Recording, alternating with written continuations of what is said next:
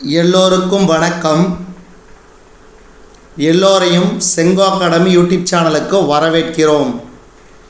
இந்த காணொளியில் நாம் பார்க்கவிருப்பது 12th எக்கனாமிக்ஸ் பாடம் 4 அதற்குரிய 5 மதிப்பெண் வினாக்கள். முதல் கேள்வி, கீன்ஸின் நுகர்வு சார்பின் உளவியல் விதியினை வரைபடம் மூலம் விளக்குக. முதல்ல உளவியல் விதி. உளவியலின் விதியின் அடிப்படையாக மனிதன் தன்முன் அறிவு, அனுபவம் மற்றும் விரிவான உண்மை ஆகியவற்றின் அடிப்படையில் பெரும் நம்பிக்கையுடன் வருவாய் உயரும் போது நுகர்வை அதிகமாக்குவார்கள். ஆனால் வருவாய் கூடிய அளவுக்கு நுகர்வு அதிகரிக்காது. இந்த விதி மனிதன் வருமானம் உயர்ந்த முழு அளவிற்கும் செலவு செய்ய மாட்டார்கள் என எடுத்துரைக்கிறது. அனுமானங்கள்: மற்றவை மாறாது, சுமூகமான சூழல் நிலவுகிறது, முதலாளித்துவ பொருளாதாரத்தில் தலையிடா கொள்கை கடைபிடிக்கப்படுகிறது. இதனோட விதி கருத்துக்கள்: வருமானம் உயரும் போது நுகர்வு செலவு அதிகரிக்கும். அதிகரித்த வருமானம் நுகர்வு செலவிற்கும் சேமிப்புக்கும் இடையில் சில விகிதத்தில் பிரிக்கப்படுகின்றது. அதிகரிக்கின்ற வருமானம் எப்பொழுதும் நுகர்வு மற்றும் சேமிப்பை இரண்டையும் அதிகரிக்க செய்யும். அதாவது வருமானம் 120 இருந்தால் நுகர்வு 120, ஆனால் சேமிப்பு 0. வருமானம் 150 இருந்தால் நுகர்வு 170, சேமிப்பு 10. வருமானம் 240னா நுகர்வு 220, சேமிப்பு 20. கருத்துரை 1, அதாவது வருமானம் 60 கோடி ரூபாயாக அதிகரிக்கின்றது. நுகர்வு ரூபாய் 50 கோடி ரூபாயாக அதிகரிக்கிறது. கருத்துரை 2, அதிகரித்த ரூபாய் 60 கோடி வருமானம் இரண்டாக நுகர்விற்கும் சேமிப்பிற்கும் இடையில் முறையே பிரிகின்றது. அதாவது ரூபாய் 50 கோடிகளில் மற்றும் ரூபாய் 10 கோடிகளில். கருத்துரை 3, வருமானம் அதிகரிக்கும் பொழுது நுகர்வு மற்றும் சேமிப்பு அதிகரிக்கின்றது. நுகர்வு அல்லது சேமிப்போ குறையவில்லை. அப்போ கருத்துரை வரைபடத்தோட விளக்க சொல்கிறாங்க. பார்த்தீங்கன்னா இந்த மாதிரி எக்ஸ் ஆக்சிஸில் இந்த மாதிரி 120, 180, 240 வருமானம். இந்த பக்கத்தை பார்த்தீங்கன்னா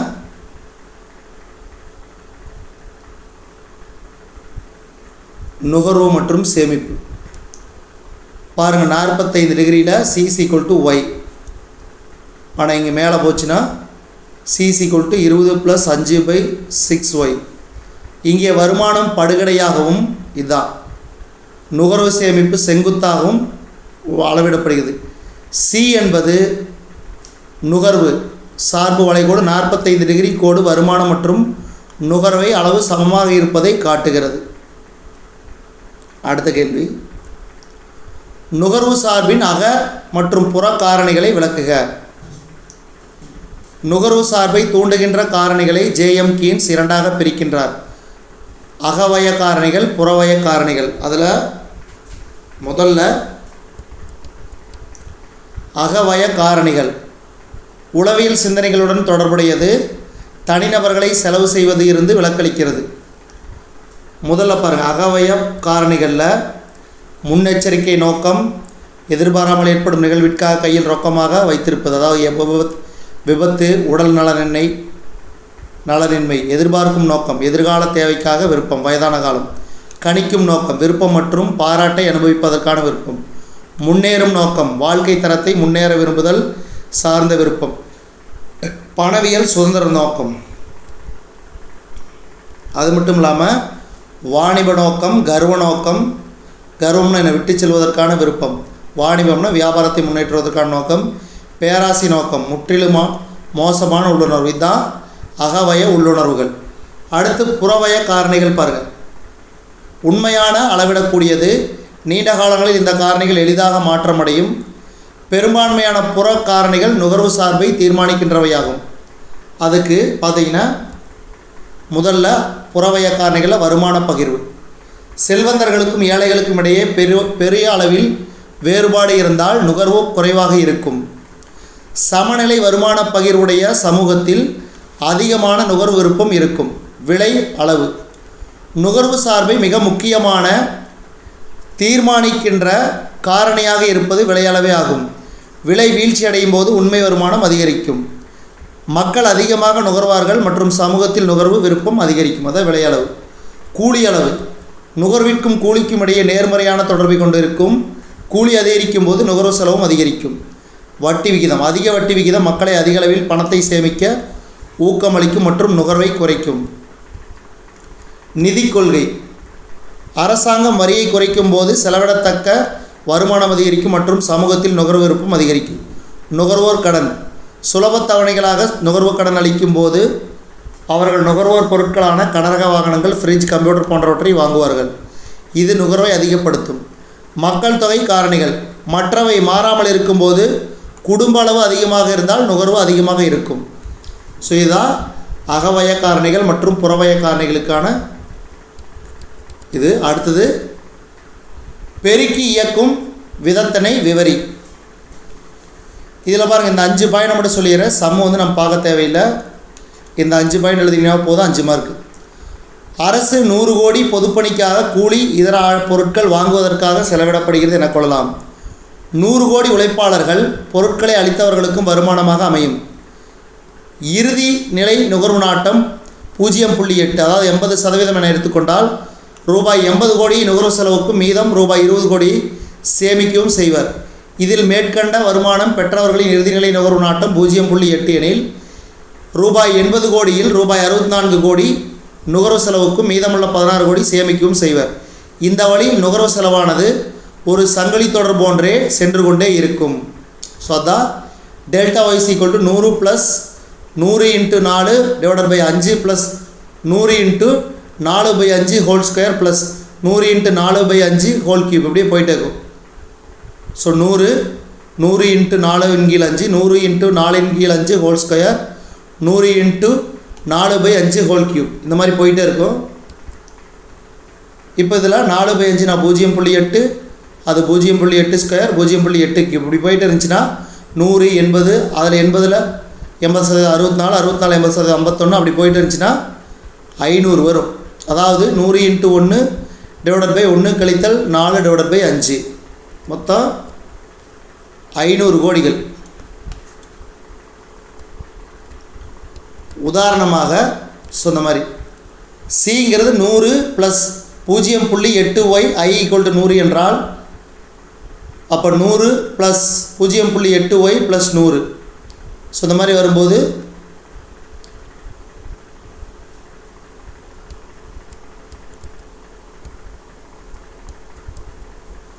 கேவோட மதிப்பு 5 முடிவடையும்.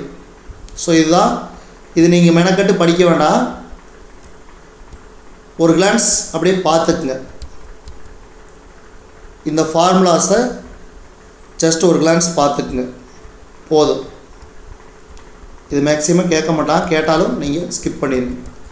அடுத்து முடுக்கி இயக்கும் விதத்தினை விவரி.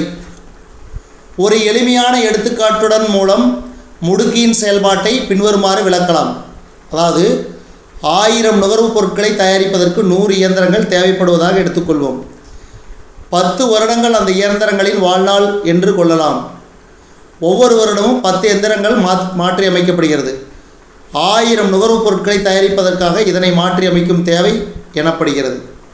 இப்போ 10% அளவிற்கு நுகர்வுப் பொருட்களின் தேவை அதிகரிக்கிறது. இதன் விளைவாக மேலும் 10 இயந்திரங்களின் தேவை அதிகரிக்கும். எனவே மொத்த இயந்திரத்தின் தேவை 20 ஆகும். இறுதியாக ஒரு சிறிய நுகர்வுப் பொருட்களின் தேவையில் மாற்றம் அதிகப்படியான முதலீட்டு மாற்றத்திற்கு வழிவகுக்கிறது. இப்போ இந்த வரைபடம் மூலம் பார்த்தோம்னா வருமானம் வந்து y1 y2 y3, சேமிப்பு மற்றும் முதலீடு i1 i2 i3 i4 அந்த மாதிரி போயிட்டே இருக்குது. இப்போ இதில் பாருங்கள், இங்கே i2வும் y1ம் சந்திக்கிறது e1, i3யும் y2வும் சந்திக்கிறது e2, y3யும் i4ம் சந்திக்கிறது e3. இந்த மாதிரி வச்சுக்கலாம். இப்போ என்ன பண்ணலான்னா SS என்பது சேமிப்பு கோடு, இது II என்பது முதலீட்டு கோடு. இப்போ E1 புள்ளியில் OY1, இந்த 0லிருந்து y1 வருமானத்துடன் சமநிலையில் உள்ளது. சேமிப்பு முதலீடும் OI2 சமநிலையில் உள்ளது இதிலிருந்து இது வரைக்கும். ஆனால் இப்போ OI2விலிருந்து OI4 மாறும்போது இங்கே இந்த இது OI4 மாறும்போது அதிகரிக்கிறது.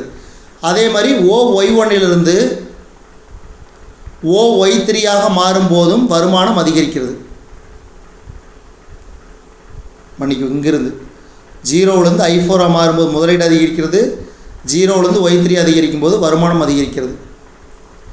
இப்போ E3 சமநிலையில் முதலீடு I2 I4 வெளிப்புற காரணியில் அதிகரிக்கிறது. அதே மாதிரி வருமானமும் Y1 Y3 முடுக்கின் விளைவாக அதிகரிக்கும். ஆனால் இவ்வரைபடத்தில் வெளிப்புற முதலீடு I2 I3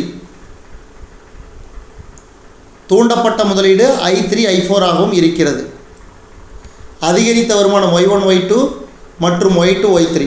ஸோ இந்த மாதிரி இந்த முடுக்கிக்கு பார்த்தீங்கன்னா முடுக்கி இயக்கும் விதம். ஸோ இந்த படத்தை வச்சு எழுதிக்கிங்க. படத்துக்கு 2 மார்க்கு, இதை விளக்கிறதுக்கு ஒரு 3 மார்க், 5 மார்க் முடிச்சு. அடுத்து இந்த பாடத்தில் கடைசி கேள்வி, இது வெரி வெரி இம்பார்ட்டன்ட். மூலதனத்தின் இறுதிநிலை உற்பத்தி திறன் MEC, முதலீட்டின் இறுதிநிலை உற்பத்தி திறன் MEI. இதில் இதுக்குள்ள வேறுபாடு பார்க்குற மொத்தம் 5 பாயிண்ட். மூலதனத்தின் அளிப்புனை விலையை பொறுத்து அமைகிறது. மூலதனத்தின் தேவையில் ஏற்பட்ட மாற்றங்கள் விலையை தூண்டும் மாற்றத்தை பொறுத்து அமைகிறது MEI. ஆரம்பத்தில் மூலதனத்தை கணக்கில் கொள்ளாமல் ஒவ்வொரு மூலதன அலகிலிருந்து கிடைக்கும் விளைவை குறிக்கிறது. ஆரம்ப மூலதனத்திற்கு பின்னர் வந்த மூலதனத்தின் விளைவு விகிதத்தை காட்டுகிறது. வரைபடத்தில் படுக்கை அச்சில் மூலதன இருப்பு அளக்கப்படுகிறது. வரைபடத்தில் படுக்கை அச்சில் முதலீடு அளவு அளக்கப்படுகிறது. இந்த மூலதனத்தின் இறுதிநிலை உற்பத்தி திறனுக்கு ஸ்டாக், முதலீட்டின் இறுதிநிலை உற்பத்தி திறன் ஃப்ளோ. ஒவ்வொரு வட்டி வீத அளவிலுமான உத்தம மூலதன இருப்பை இது நிர்ணயிக்கிறது. மூலதனத்தின் இறுதிநிலை உற்பத்தி திறன் MEC. கொடுக்கப்பட்ட மூலதன இருப்பில் ஒவ்வொரு வட்டி வீத அளவிலும் நிகர முதலீடு எவ்வளவு என்பதை நிர்ணயிக்கிறது. ஸோ இதோட 4வது பாடம் 5 மார்க் முடிவடைந்தது. நன்றி, வணக்கம்.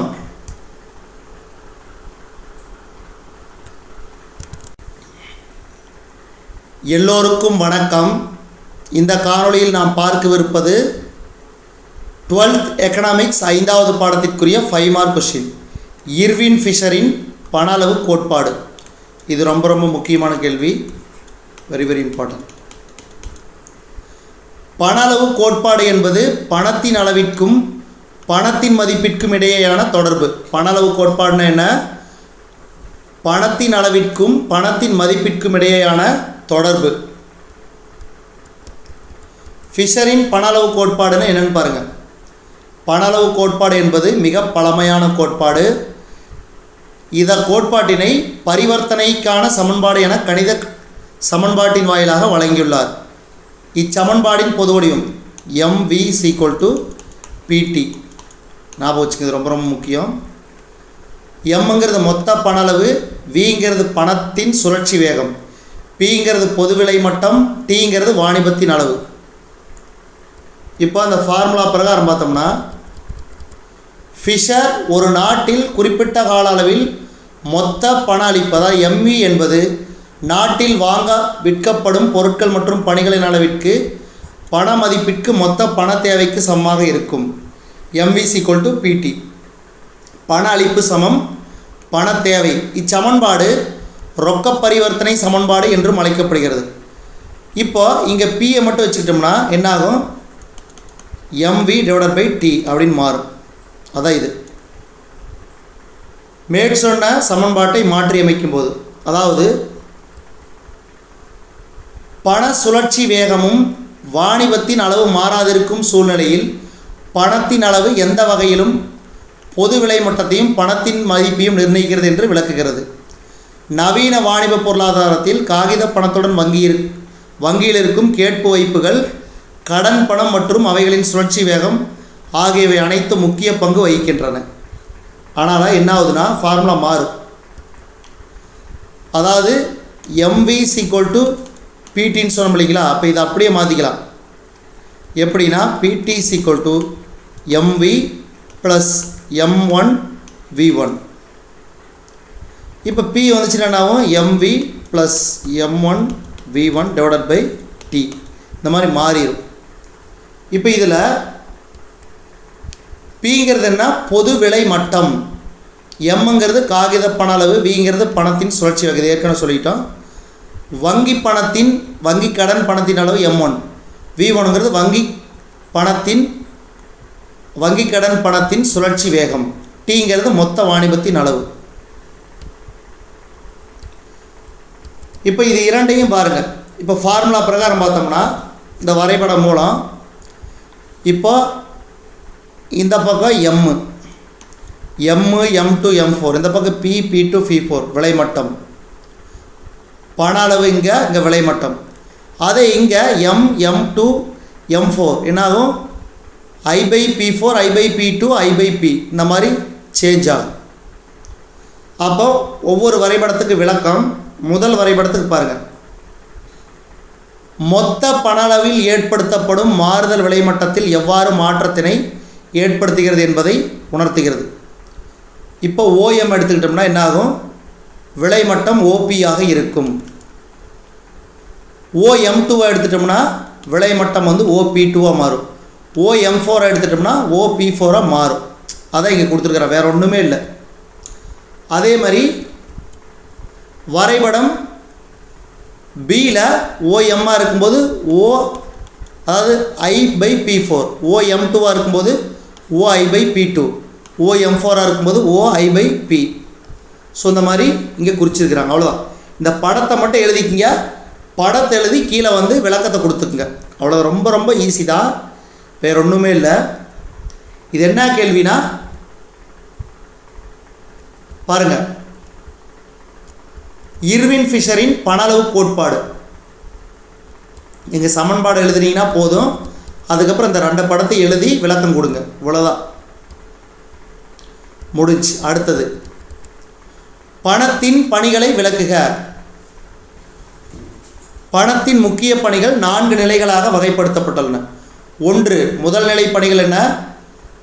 பணம் ஓர் பரிவர்த்தனை கருவியாக, அதாவது பணத்தின் அடிப்படை பணி. பணம் பொது ஏற்புத்தன்மையுடையதாக கொண்டது. இது அனைத்து பரிவர்த்தனைகளிலும் தவறாது இடம்பெறுகிறது. நவீன பரிவர்த்தனையில் பணம் ஒரு இடையீட்டு கருவியாக செயல்பட்டு வருகிறது. பணம் ஓர் மதிப்பின் அளவுகோலாக, பொருட்கள் மற்றும் பணிகளின் மதிப்புகளை பண அலகில் விலைகளாக வெளிப்படுத்துகிறது. ஆகவே பணம் ஒரு பொது அளவுகோலாக பார்க்கப்படுகிறது.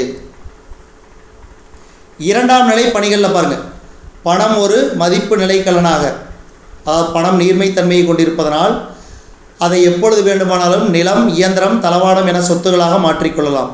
அவ்வகை சொத்துக்களை மீண்டும் பணமாக மாற்றிக்கொள்ள இயலும். ஆகவே பணம் மிகச்சிறந்த மதிப்பின் நிலைக்கலனாக செயல்படுகிறது. பணம் வருங்கால செலுத்தல்களுக்கான ஓர் அடிப்படை, அதாவது பண்டமாற்று முறையில் கடன் வாங்குவதிலும் திருப்பி செலுத்துவதிலும் சிக்கல் நிறைந்திருந்தது. ஆனால் இன்றைய பொருளாதாரத்தில் கடன்களை பெறுவதையும் திரும்ப செலுத்துவதையும் பணம் எளிதாக்குகிறது. பணம் வாங்கு திறனை மாற்றிக்கொள்ளும் ஒரு கருவியாக பொருளாதார வளர்ச்சியினை ஒட்டி பரிவர்த்தனை விரிவடைந்து செல்கிறது.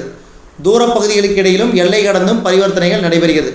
பணம் என்ற கருவி எளிதாகவும் இந்த பணியினை விரைவாகவும் செய்கிறது. அடுத்து 3வது துணைப்பணிகள். கடனுக்கான அடிப்படை, கடன் முறைக்கு அடிப்படை பணம். வணிக பரிவர்த்தனைகள் ரொக்கமாகவோ கடனிலோ பணத்தின் மூலம் நடைபெறுகிறது. வணிக வங்கிகள் வாடிக்கையாளர் கணக்கில் உள்ள ரொக்க இருப்பின் அளவை பொறுத்தே கடன்களை உருவாக்குகின்றன. பணம் தேசிய வருவாய் பங்கீட்டுக்கு உதவுகிறது. பண்டமாற்று முறையில் தேசிய வருவாய் பங்கீடானது மிகச் சிக்கலான ஒன்றாகும். ஆக பணம் என்ற கருவி கண்டறியப்பட்ட பின் வாரம், கூலி, வட்டி, லாபம் என காரணிகளுக்கான வருமானத்தை, அதாவது தேசிய வருவாயை எளிதாக பகிர்ந்தளிக்க முடிகிறது. இறுதிநிலை பயன்பாடுகளை ஒப்பிடவும் இறுதிநிலை உற்பத்தி திறன்களை ஒப்பிடவும் பணம் பயன்படுகிறது. நுகர்வோர் தனது மொத்த பயன்பாட்டினை உச்சநிலைப்படுத்தும் நோக்கில்தான் நுகரும் பல்வேறு பொருட்களின் இறுதிநிலை பயன்பாடுகளை பணத்தின் துணையுடன் சமன்படுத்த வேண்டியதாகிறது. பணம் மூலதனத்தின் உற்பத்தி திறனை உயர்த்துகிறது. மூலதனம் பல்வேறு வடிவங்களில் காணப்படுகிறது. பணம் நீர்மைத்தன்மை கொண்ட ஒரு மூலதனம். பணம் மூலதனத்தை எளிய முறையில் பிறவகை மூலதனமாக மாற்றலாம். பிறவகை மூலதனங்களை பணமாக மாற்றலாம். அடுத்து கடைசி 4வது இதர பணிகள். திரும்ப செலுத்தும் திறனை தக்க வைக்கும் பணம் உதவுகிறது. பணம் பொது ஏற்புத்தன்மை கொண்ட ஒரு சாதனம். நிறுவனங்கள் தங்களின் செலுத்தல்களை மேற்கொள்ள எப்பொழுதும் குறிப்பிட்ட அளவு ரொக்க பணத்தை தயார் நிலையில் வைத்திருக்கும். பணம் பொதுமைப்படுத்தப்பட்ட வாங்குதிறனை குறிக்கிறது. பணம் என்ற வாங்குதிறன் கொண்ட சாதனத்தை கொண்டு எதை வாங்குவதற்கு வேண்டுமானாலும் பயன்படுத்திக் கொள்ளலாம். பணம் மூலதனத்திற்கு நீர்மைத்தன்மையை தருகிறது. பணம் என்பது நீர்மைத்தன்மை கொண்ட ஒரு மூலதனம். இதன் துணையுடன் அனைத்து இடுபொருட்களை வாங்குவதன் மூலம் எந்த ஒரு செய்பொருளையும் உற்பத்தி செய்ய இயலும். அப்போ மறுபடியும் இந்த பாயிண்ட்ஸை பார்த்துக்குங்க. பணம்ங்கிறது முதல் நிலைப்பணி, இரண்டாம் நிலைப்பணி, கடனுக்கான அதாவது துணைப்பணி, கடைசிய இதர பணிகள் 4 வகைப்படும். அடுத்த கேள்வி, ஒரு பொருளாதாரத்தில் பணவீக்கத்திற்கான காரணங்கள் விளைவுகள். இது வெரி இம்பார்ட்டன்ட், கண்டிப்பாக கேட்பாங்க. பணவீக்கத்திற்கான காரணங்கள் பாருங்கள்.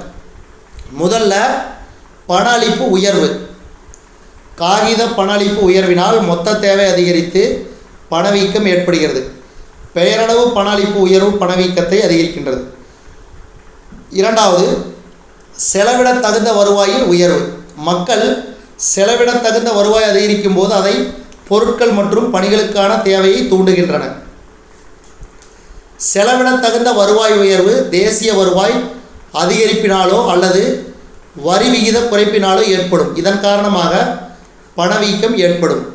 அடுத்து, உயர்ந்து வரும் பொது செலவுகள். வளர்ச்சி மற்றும் சமுதாய நலத்திட்டங்களை அமல்படுத்துதல் போன்றவற்றின் அரசின் செயல்பாடுகள் விரிவடைந்து வருவதால் பொது செலவுகளின் அளவு கூடி வருகிறது. இதன் காரணமாக பணவீக்கம் ஏற்படுகிறது. அதேமாதிரி நுகர்வோர் செலவு அதிகரித்தல், தவணை கொள்முதல் போன்ற கடன் கொள்முதல் முறைகள் அமல்படுத்தப்படுவதால் நுகர்ச்சி பொருட்கள் மற்றும் பணிகளுக்கான தேவை அதிகரித்து அதன் காரணமாக விலைவாசி அதிகமாகி பணவீக்கம் ஏற்படுகிறது. அடுத்து, மலிவு பணக்கொள்கை. மைய வங்கியின் மலிவு பணக்கொள்கை பொருளாதாரத்தில் கடன் அளவை அதிகப்படுத்தும். இக்கடன் அதிகரிப்பு பொருட்கள் மற்றும் பணிகளுக்கான தேவையை உயர்த்துவதால் ஏற்படும் விலைவாசி உயர்வு பணவீக்கத்தை ஏற்படுத்துகிறது. பற்றாக்குறை நிதியாக்கம். தொடர்ந்து பொது செலவுகள் கூடி வருவதால் அரசின் வரவு செலவு திட்டத்தில் பற்றாக்குறை ஏற்படுகிறது. இப்பற்றாக்குறையை ஈடு செய்ய கடன் வாங்குதல், புதிய காகித பணம் அச்சடித்தல் என பற்றாக்குறை நிதியாக்க முறைகளில் அரசு ஈடுபடுகிறது.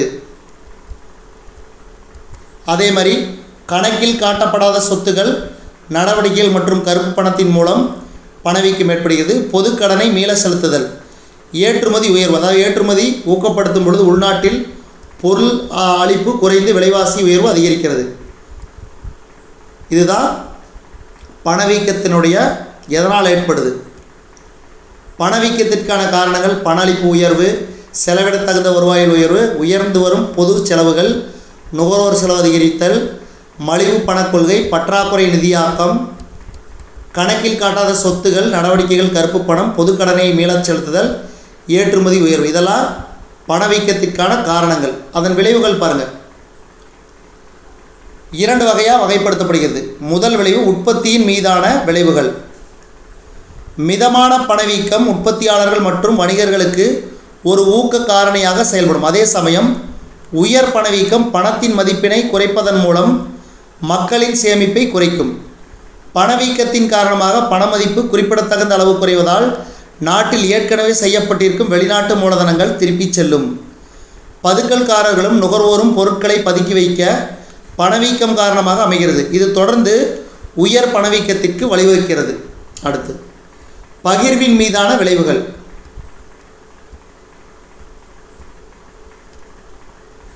இதில் பாருங்கள், கடன் பெற்றோர், கடன் வழங்கியோர், நிலையான வருவாய் பிரிவினர், தொழில் முனைவோர்,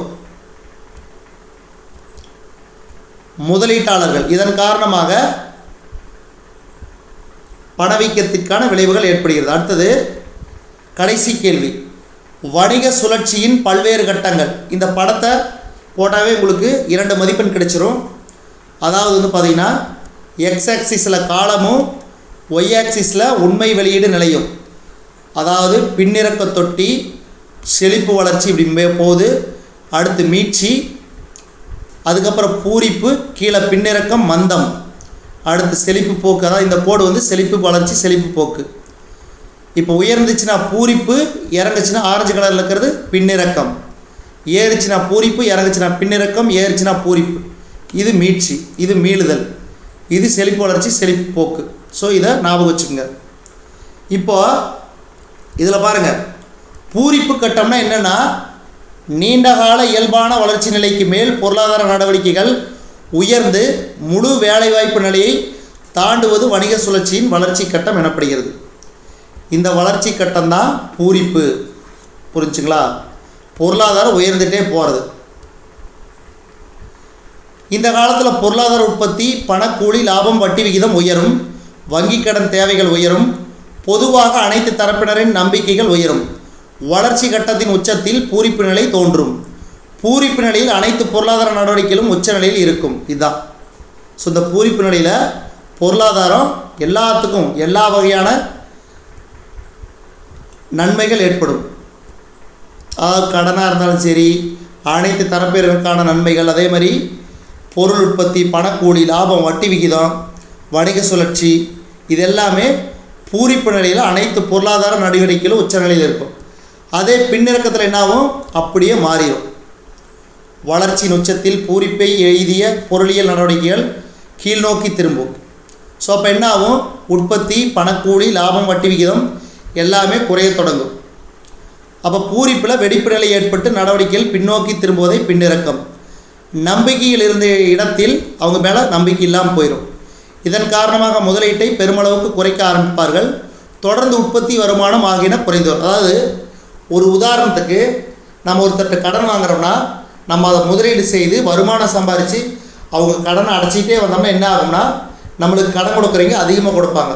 சப்போஸ் நம்ம கடன் வாங்கிட்டு நம்ம அடைக்காமல் போயிட்டோம்னா, எதுலேயும் முதலீடு பண்ணாமல் அந்த பணத்தையே வச்சுட்டு இருந்து கடன் அடைக்க முடியாமல் இருந்துச்சுன்னா, அப்போ அந்த கடன் கொடுக்குறவங்க கொடுக்க மாட்டாங்க. ஸோ இந்த மாதிரி இப்போ உதாரணத்துக்கு இன்டர்நேஷ்னல் மானிட்டரி ஃபண்ட், அதாவது பண நிதியம், உலக பண நிதியம் அதாகட்டும், உலக வங்கியாகட்டும், ஒவ்வொரு நாடுகளும் முதலீடு செய்து நல்ல வருமானத்தை ஈட்டி கடன்களை அடைச்சிட்டே வந்துச்சுன்னா அவங்களுக்கு தேவையான கடன்களை தந்துகிட்டே இருப்பாங்க. சப்போஸ் தரல, பொருளாதாரம் நலிவடைந்து போச்சுன்னா உங்களுக்கு தரவே மாட்டாங்க. இவ்வளோ தான் வித்தியாசம். மந்தம்னா என்ன? அதாவது மூன்றாவது கட்டம். மந்த காலத்தில் பொருளாதார நடவடிக்கை இயல்பு நிலைக்கு கீழ் மிக தீவிரமாக குறைந்து வரும். அப்போ ரொம்ப நஷ்டமாகும், தொழிற்சாலைகளை மூடிடுவோம், வேலைவாய்ப்பு குறையும், வட்டி, லாபம், கூலி ரொம்ப குறைஞ்சி போயிடும். விவசாயிகளும் கூலி வேலை செய்வோரும் ரொம்ப அதிக பாதிப்புக்குள்ளாவாங்க. வணிகர்களுக்கு கடன் வழங்குவதில் வங்கிகள் தயக்கம் காட்டும். வணிக சுழற்சி மிகவும் மோசமான கட்டம்தான் மந்தம். அப்போ என்னாகும்? உற்பத்தி செய்யப்பட்ட பொருட்கள் வாங்கும் சக்தி இல்லாதால் கிடங்களில் தேங்கும். அப்போ மந்தத்தின் கீழ்நிலை தான் தொட்டி. அடுத்து கடைசி மீட்சி. மீட்சியில் தான் என்னாகும்? மந்த நிலையிலிருந்து மீட்சி இடம்பெறுது, மேல் நோக்கி செல்லும். அப்போ என்னாகும்? முதலீடு, மூலதன பொருட்களுக்கான தேவை மீட்சி பெறுவதில் துவங்குகிறது. அரசால் செய்யப்படும் தன்னிச்சை முதலீடுகள் பொருளாதார நடவடிக்கைகளை மேல் நோக்கி திரும்ப ஊக்கமளிக்கின்றன. அம்முதலீடுகள் மூலம் கிடைக்கும் வேலைவாய்ப்புகளினால் ஏற்படும் வருமானம் பொருட்களுக்கான தேவையை மெதுவாக உயர்த்துகிறது. கிடங்குகளில் தேக்கமடைந்த பொருட்கள் காலியாக துவங்குகிறது. தனியார் முதலீடுகள் மெதுவாக அதிகரித்து பொருளாதார நடவடிக்கைகளான வேலைவாய்ப்பு, உற்பத்தி, வருவாய், கூலி, லாபம் ஆகியன மீட்சி அடைகின்றன. ஸோ இந்த ஒரு படத்தை வச்சு இதை முழுசாக விளக்கிடலாம். அதனால் இந்த வணிக சுழற்சிக்கு இந்த எக்ஸ் ஆக்சிஸில் காலம், ஒய் ஆக்சிஸில் உண்மை வெளியீடு பார்த்துக்குங்க. இதில் மொத்தம் 4 பாயிண்ட் தான். பூரிப்பு, அதுக்கு ஆப்போசிட் பின்னிறக்கம். மந்தம், அதுக்கு ஆப்போசிட் மீட்சி. இதில் 4 ஞாபகம் வச்சுட்டோம்னா போதும். ரொம்ப ரொம்ப முக்கியம் இந்த வணிக சுழற்சியின் கட்டங்கள். கேட்டாங்கன்னா இந்த படத்தை எழுதி தெளிவாக நீங்கள் எக்ஸ்பிளைன் பண்ணிடுங்க. ரொம்ப ரொம்ப ஈஸி தான். இதோட 5வது பாடம் முடிவடைகிறது. நன்றி, வணக்கம்.